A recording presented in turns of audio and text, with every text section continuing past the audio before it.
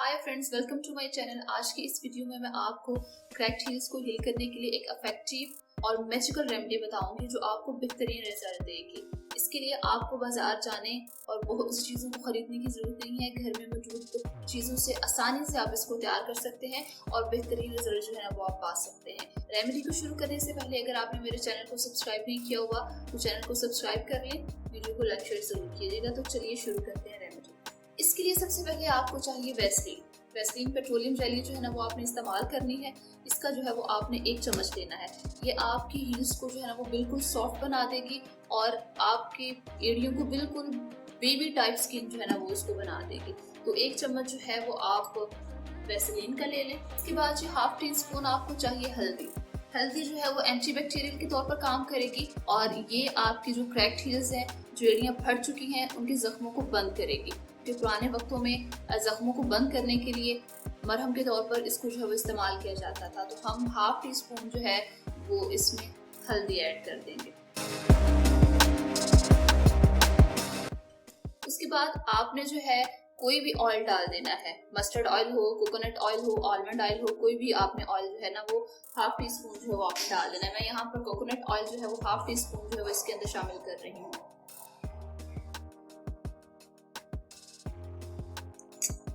अब उसके बाद आपने 1/2 टीस्पून जो है ना वो शहद डाल देना है। तकरीबन 1/2 टीस्पून के करीब इसके अंदर जो है वो शहद डालेंगे हम।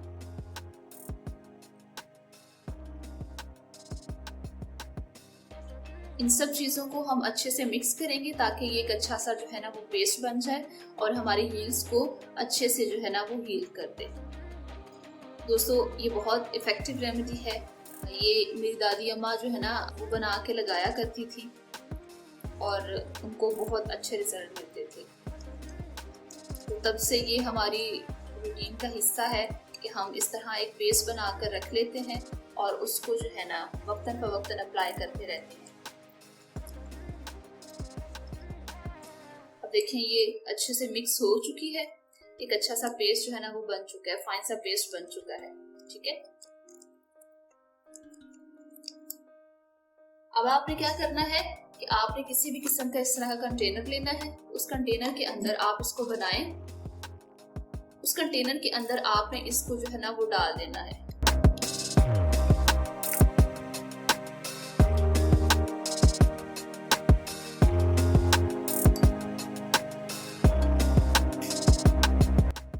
तो ये देखें, ये मैंने एक कंटेनर में ट्रांसफर कर लिया है। इसको मैं 3 से 4 माह तक जो है ना वो आसानी से इस्तेमाल कर सकती हूँ। आपने करना क्या है, क्रैक्ड हील्स के ऊपर थोड़ी सी मिकदार में आप लेंगे।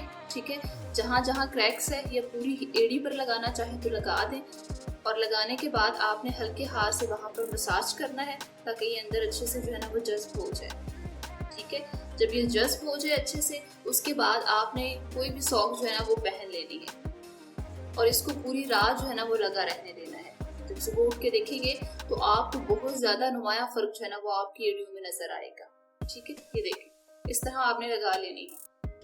तो ये आपकी हील्स को बहुत अच्छे से जो है ना वो नरिश कर देगा और क्रैक्ड हील्स को हमेशा के लिए खत्म कर देगा। ठीक है, लेकिन मैं साथ में ना आपको 3 वजूहात भी इसकी बता देती हूँ क्रैक्ड हील्स की, कि हमारी एड़ियाँ जो है ना वो फटती क्यों है। पहली वजह हो सकती है मौसम के बदलने की वजह से। अगर मौसम बदल रहा है तो आपने सॉक्स पहन कर रखनी है ताकि उसके मौसम के अंदर जो ड्राइनेस है उससे हमारी हील्स जो है वो क्रैक ना हो।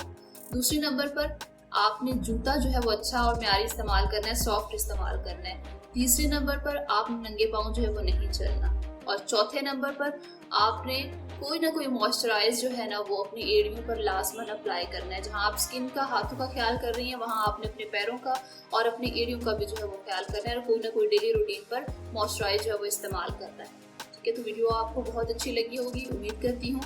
अपना बहुत सारा ख्याल रखिएगा, दुआओं में याद रखिएगा। मिलते हैं अगली वीडियो में, तो तब तक के लिए दें इजाज़त। अल्लाह हाफिज़।